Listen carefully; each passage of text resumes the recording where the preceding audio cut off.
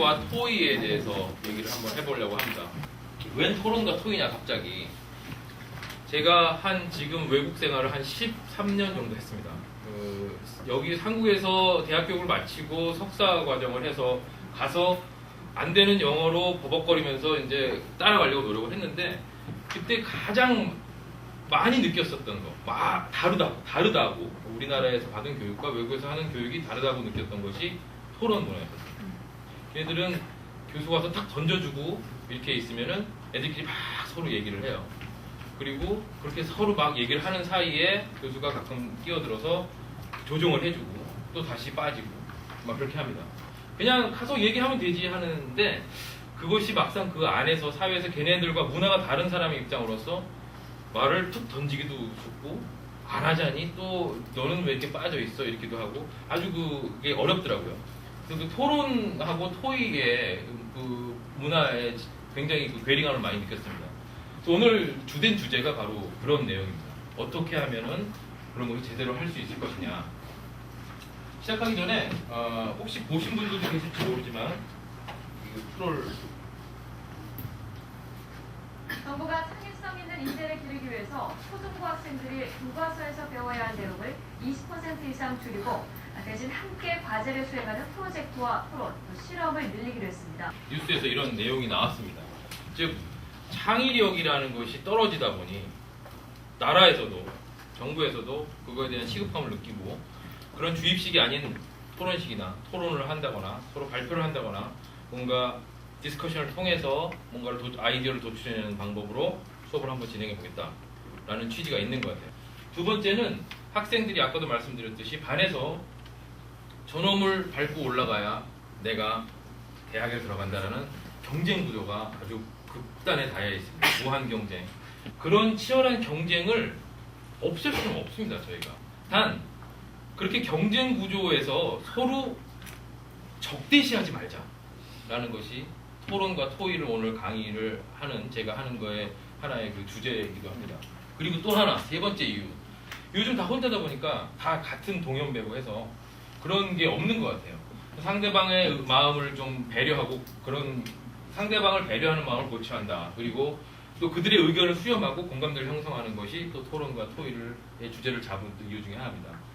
창의력 있는 글로벌 인재를 양성하려면은 그네들이 가서 어떻게 자기 창의력을 끄집어내고, 또 글로벌화한 수업에서 어떻게 자기의 역량을 과시하겠느냐, 그런 것이 굉장히 중요합니다. 그래서 토론과 토의를 통한 수업을 많이 하는 그네들의 수업 문화를 좀 배우는 것도 필요하다고 생각해서 주제로 잡았습니다.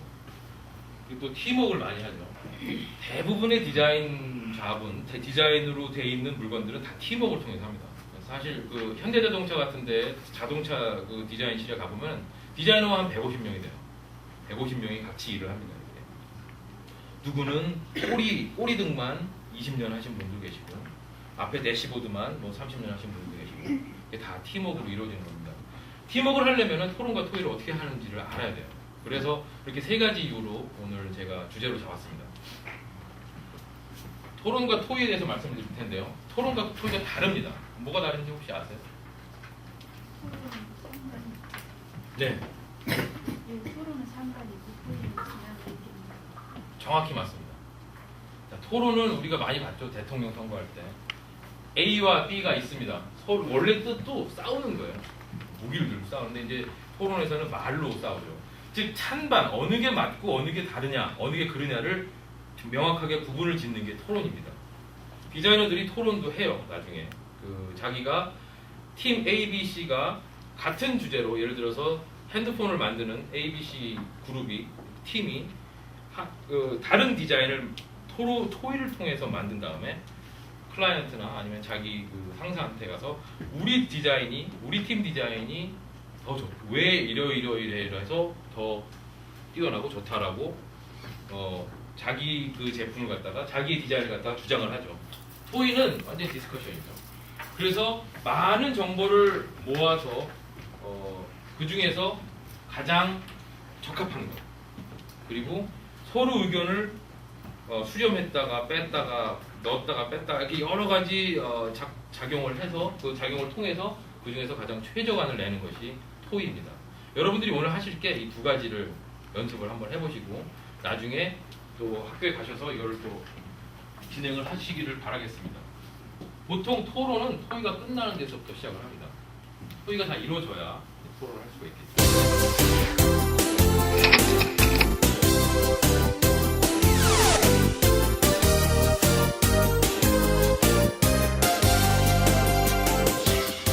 이들의 토론 문화가 어떤지에 대해서 잠시 말씀드리겠습니다.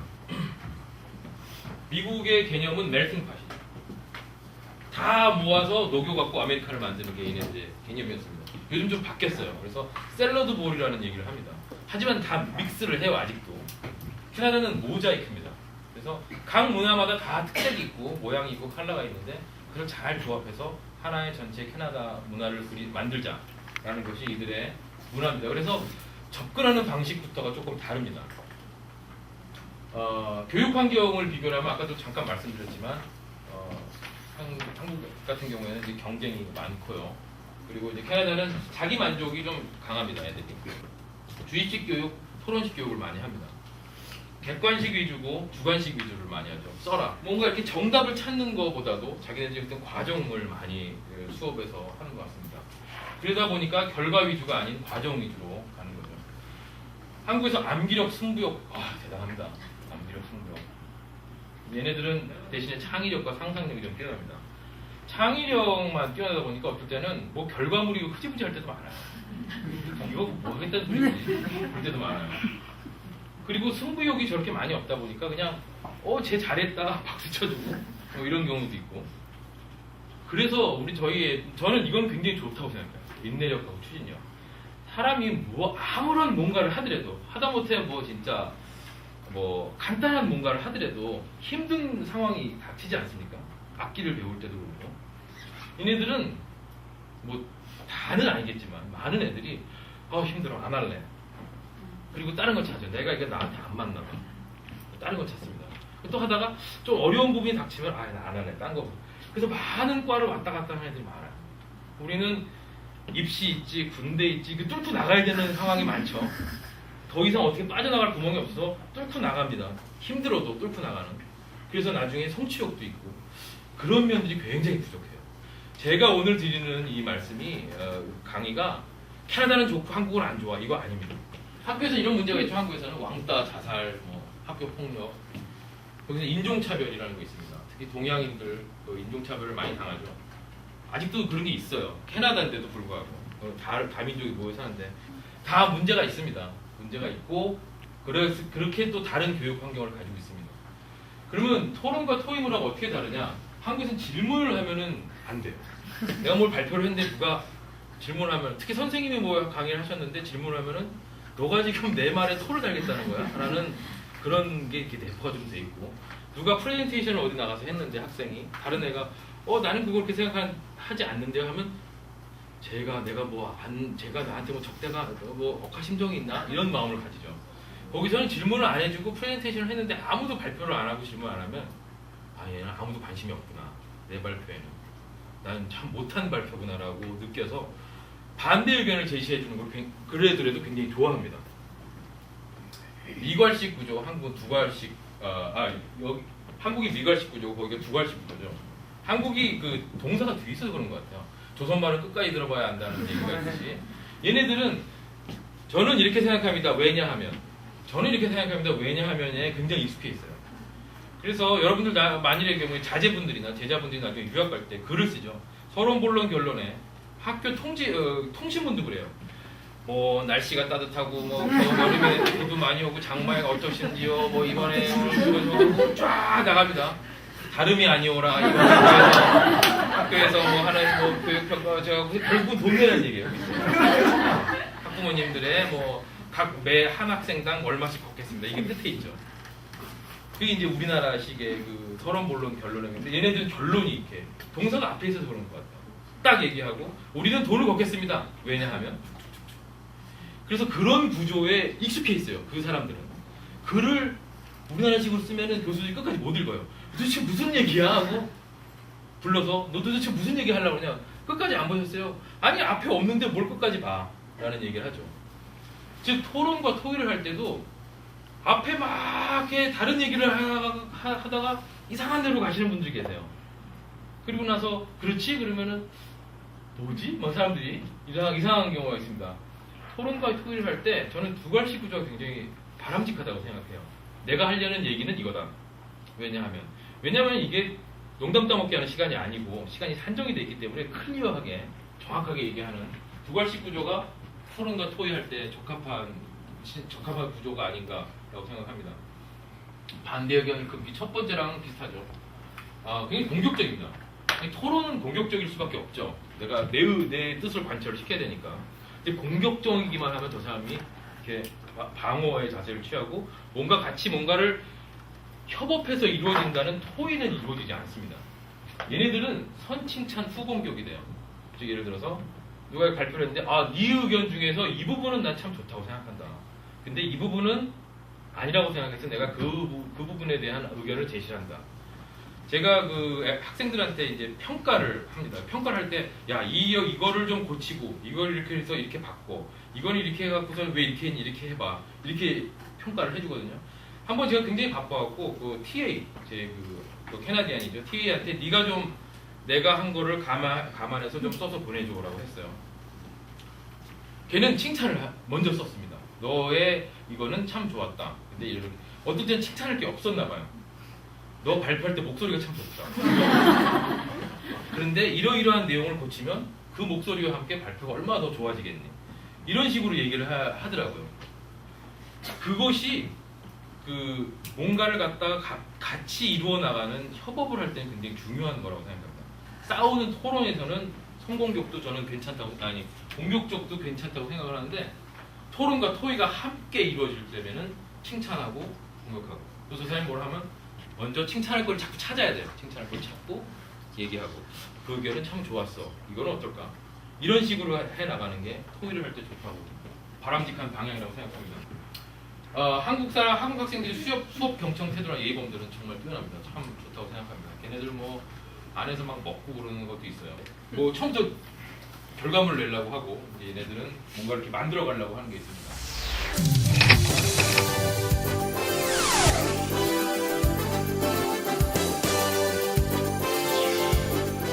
자, 그래서 오늘 토론과 토의를 할 때 고려를 해야 될 거 두괄식으로 말하는 습관을 한번 가져보시고요.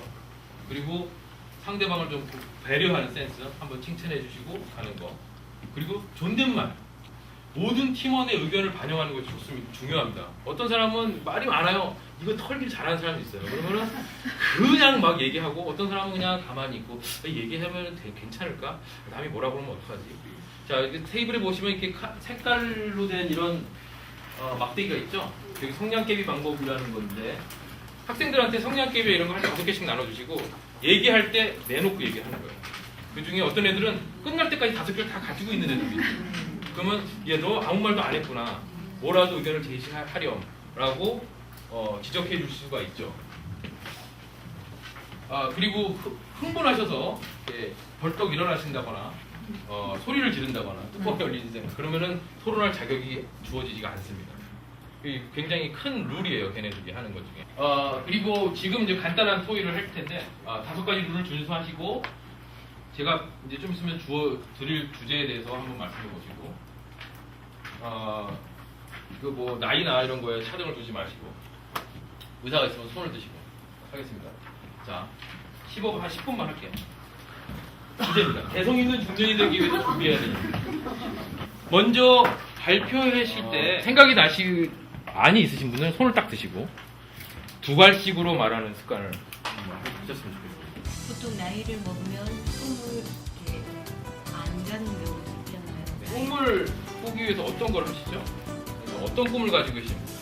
나는 이런 꿈을 가지고 있다. 사람 되고 싶고 맥주를 만든 사람이 된다. 캔적을 만들면 거기에다가 뭐 인이 강릉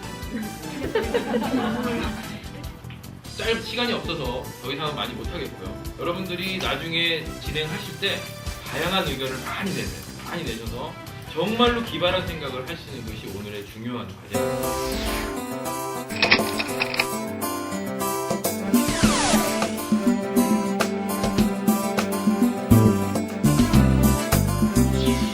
학교에 가셔서 여러분들이 학생들이랑 할 수 있는 주제는 어른보다 청소년이 더 잘 결정할 수 있는 것들이 무엇이냐? 내 심장을 뛰게 했더니 내가 대통령이 되면 뭐가 될까? 뭘 할까? 세상에 조의가 없어진다. 뭐 이런 거를 가지고서 학생들 학교라는 부분을 학교라는 공간 그리고 이벤트라는 어떤 성격의 이런 거를 하나의 큰 시스템으로 보세요. 즉 제가 비유를 들어서 얘기해 드릴게요. 시스템 안에는 컴포넌트들, 그 부분적인 요소들이 있습니다. 그 시스템을 받쳐주는. 스타벅스가 유명해졌죠. 돈을 많이 벌었습니다. 스타벅스가 왜 유명했냐면 그 전에는 커피숍에 사람들이 커피 사러 갔어요. 그냥 분위기를 편안하게 만들려고 가구가 플라스틱으로 된 게 하나도 없어요. 다 나무 아니면 가죽, 천 이런 걸로 되어 있습니다. 푹신하게 편안하게 앉는 거죠. 인터넷 다 있고 등도 형광등이 하나도 없어요. 다 백열등으로 되어 있습니다. 옛날에 맥도날드는 다 플라스틱 의자였어요. 개념은 빨리 먹고 빨리 가라였어요. 불편해. 이거 패스트푸드니까 빨리 먹고 빨리 가. 병원에 응급실 외국에 보면 우리나라도 요즘 많이 하지만 병원에 응급실을 갖다가 디자인할 때도 그런 식으로 많이 합니다. 환자들이 병원이 아닌 편안함을 느끼게 하기 위한 것이 그 병원 응급실의 하나의 시스템적인 구조적인 컨셉이라면 벽지를 발라요. 페인트 칠한 집같이 벽지를 싹 바릅니다. 그럼 사람들이 왠지 편안함을 느껴져요. 그런 식으로 이벤트, 그러니까 이벤트 뭐 하지, 뭐 또 뭐 곰돌이 인형 쓰고 뭐 소풍가, 뭐 운동회, 선생님들을 2인상가 이거 많은 거예요. 이런 거. 또 하면 필요 없죠. 디자이너들은 그런 식으로 과제를 내면 다 빵점 받습니다. 여러분들 학교에서 벌써 이런 걸 하고 계신 학교도 있을 거예요. 그러면은 서로 의견을 공유하세요. 자, 그게 요즘 얘기하는 학제 간의 협업입니다. 다른 분야에 있는 사람들이 막 자기 얘기를 해요. 그러면은 아, 니네 그렇게 몰랐네 이렇게 하는 겁니다. 각자 지금 다 다른 학교에서 오신 분들이기 때문에 서로 다른 우리는 이러이러한 걸 한번 했더니 괜찮았어요 라는 거를 얘기를 하시면은 그래? 우리는 이런 건데 거기서 안 좋은 점이 이거였었고 여기서 좋은 점이 이거 한번 믹스해서 뭔가 다르게 한번 나올 수도 있겠다 라고 아이디어를 전개시켜 나갈 수도 있을 겁니다. 자, 디자인 프로세스에 대해서 간단히 말씀드릴게요. 디자인 프로세스가 많습니다. 근데 굉장히 간략하게 얘기했어요. 자, 한 3-40분 정도 정보를 공유합니다. 서로 아이디어, 이 생각은 막 이상한 아이디어도 괜찮아요. 뭐 선생님하고 학생하고 파자마 파티하는 거 어때? 뭐 같이 목욕탕에 갈까? 찜질 말고 막 이상한 거 막 많습니다. 그리고 좀 더 색다르고 좀 이렇게 깨는 생각을 많이 하세요. 왜냐면 지금 결과물을 내는 게 아닙니다. 아까 전에도 제가 말씀드렸죠. 한국 학생들이 결과물을 빨리 내려고 그래요. 답을 빨리 내려고 그래요. 과정을 중요시 여기지 않고 지금 과정 중이기 때문에 결과물 안 하셔도 됩니다. 결과물은 우리가 1시간 반 동안 도출해서 나갈 겁니다. 처음 아이디어는 막 보고 그냥 이상한 거만 내세요. 그래서 서로 정보를 공유한 다음에 이제 아이디어를 갖다가 그 중에서 괜찮은 것들. 자, 여러분들이 이거 하실 때 정보를 공유할 때 한 분이 말씀하실 때 내가 다른 생각이 날 때가 있어요. 그러면 내가 이제 이 사람 끝나고 나면 얘기해야지 하다가 까먹어요. 이 사람이 이게 짧아서. 그럴 때를 대비해서 저희가 포스트잇을 준비했습니다. 그럴 때 빨리 적어서 붙여놓으세요. 저기 정보 공유라는 이 섹션이 있죠. 거기다 붙이세요. 빨리. 그래서 아이디어가 떠오른다. 누가 얘기하고 있는데 그거 빨리 적어서 빨리 붙이세요. 그래서 나중에 이제 발표를 할 겁니다. 각 팀당 한 10분 정도 발표를 할 건데 발표할 때 저희 팀은요 학생과 선생님들이 이렇게 해갖고서는 뭐 소풍 가서 뭐 땅 파갖고 보물찾기 해서 뭐 복권으로 1억을 줄 거예요. 이렇게 하면 안 돼요. 그렇게 하지 마시고 자, 스케치북 있죠 앞에. 스케치북에다가 오늘 영수는 아침에 일어났습니다. 어저께 선생님이 오늘 뭔가 있다고 했는데 뭔지 잘 몰랐어요. 세수를 하고 도시락을 챙겨서 학교에 갑니다. 애들이 복장이 이상해요. 뭐 이런 식으로 얘기를 전개해서 발표를 하실 겁니다. 즉 뭔가를 던져주는 것이 아닌 그 사람의 입장이 돼서 유니버설 디자인의 기본 맥락이죠. 사람의 입장이 돼갖고 한번 그 스토리를 한번 이렇게 쫙 전개해 나가볼 겁니다. 학생의 입장이 되셔도 되고요. 선생님의 입장이 되셔도 돼요. 오늘 예를 들어서 저번 한 달 전부터 우리 선생님들이 학생들과 좀 더 좋은 유대관계를 가지기 위해서 아니면 학생들한테 뭔가를 남을 배려하는 거를 그런 마음을 더 함양시키기 위해서 이런 걸 준비했다. 나는 이런 거를 이제 오늘 굉장히 익사이팅한데 아침에 일어날 때 날씨도 좋더라. 뭐 이런 식으로 선생님의 입장이 되셔서 주인공이 되셔서 스토리텔링을 하셔도 됩니다. 자, 그러면은 6화 원칙 다 아실 겁니다. 누가 뭘 할 거냐? 선생님이냐, 학생이냐, 선생, 학생, 교장까지, 수여씨까지 다 교육청에서도 학부모도 같이 할까? 해당되는 상황이 있을 거예요. 그런 해당되는 상황에 있는 인물들이 여러분들 나중에 스토리텔링 하실 때 주인공들이나 엑스트라가 될 겁니다. 그리고 언제? 이건 뭐 방과 후에 할까? 방학 동안에 할까? 그리고 어떻게? 그리고 왜? 이거 하면 왜? 뭐가 좋은데? 요거에만 딱 맞춰서 발표를 하셔도 뭘 하실 건지 굉장히 클리어하게 됩니다. 발표를 하실 때, 토론을 하실 때 이 원칙을 갖다가 항상 생각해서 얘기를 하세요. 안 그러면 말이 이렇게 꼬이고 물리고 이러다 보면은 이상한 데 가 있는 경우가 많습니다.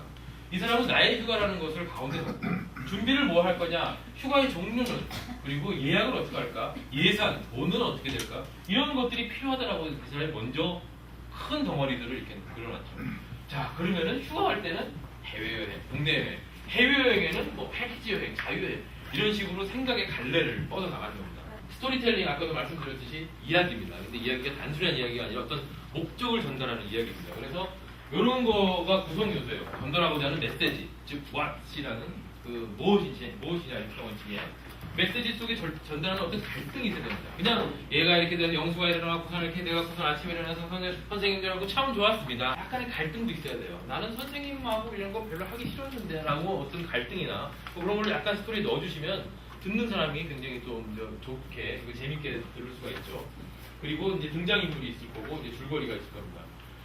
그리고 이런 거를 해갖고 이제 스토리텔링을 스케치북에 그리셔서는 만드셔서 나중에 남기면서 발표를 하시게 될 겁니다.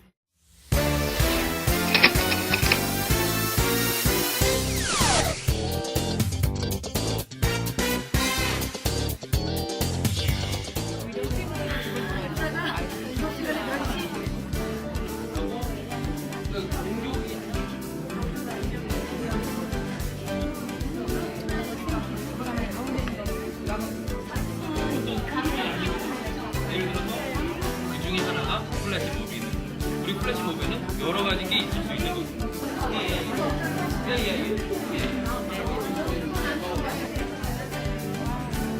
자, 이제 한 팀씩 발표하실 텐데 각 팀마다 제가 이거를 뽑으러 할 겁니다. 그 뽑히신 팀이 발표를 하시는 겁니다. 여러분들은 들으실 때 육하 원칙을 생각하시면서 들으세요.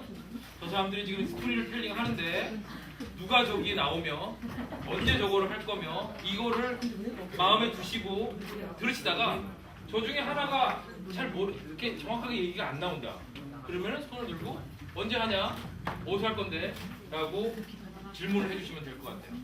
처음에 가지셨던 핵심어, 마인드 매핑의 가운데 들어갔던 핵심어를 발표를 하시고 그리고 스토리텔링을 통해서 그 팀에서 만들으셨던 어떤 이벤트를 발표해 주시면 될 것 같아요. 지금 저희 주제 저렇게 적어봤습니다. 그 호기심과 공감했고요. 보시면은 일단 호기심은 우리가 서로를 이해를 못하는 건 사실은 그 사람에 대해서 관심을 가지지 않았고 난 저 잡탱이를 보면 정말 짜증이 난다. 제일 짜증이 나는 건 너무 나랑 닮았다라는 거죠.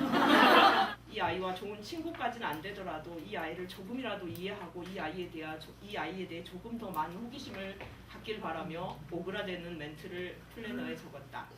5학년 첫날이다. 벌써 5번째 담임. 별로 기대되지 않는다. 대로 우리 모두가 정말 평등해진 것 같다. 그러면은 진짜 가족이 어딜까? 더 많은 시간을 보낸 학교가 아닐까라고 생각을 해서 2층 내 방으로 올라갔다. 교실이 내 방이었습니다. 각자 가져온 재료를 한솥밥에 다 집어넣고 비벼서 같이 먹었다. 캠프 1박 2일 하는데 삼겹살 구워 먹고요. 뭐 눈치 보기 게임, 눈치 게임 아시죠? 대상은 6학년 초등학교 남학생이고요. 학교 가는 게 정말 발에 납덩이를 달아놓은 것처럼 세상이 하나도 무섭지 않고 나는 세상에 꼭 필요한 사람이 될 수 있을 거다. 그래서 저희는 아이가 세상을 향해서 무서워하지 않고 조금은 이렇게 자신감 있는 아이로 이것이 결국은 창의성의 시작이 아닌가 이렇게 결론 지었습니다.